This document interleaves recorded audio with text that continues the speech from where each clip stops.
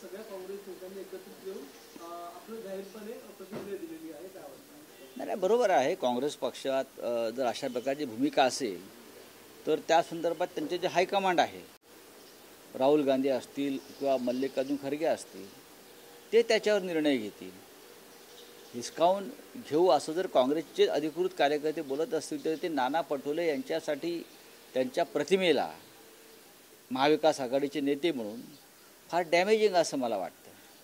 कारण आघाडीमध्ये अद्याप कोणी काही बोलत नाही. किंबहुना शिवसेना पक्षप्रमुख उद्धव ठाकरे यांची भूमिका स्पष्ट आहे. चेहरा जरूर ठरवायला पाहिजे. पक्षाचा, आघाडीचा चेहरा हा ठरवायलाच पाहिजे.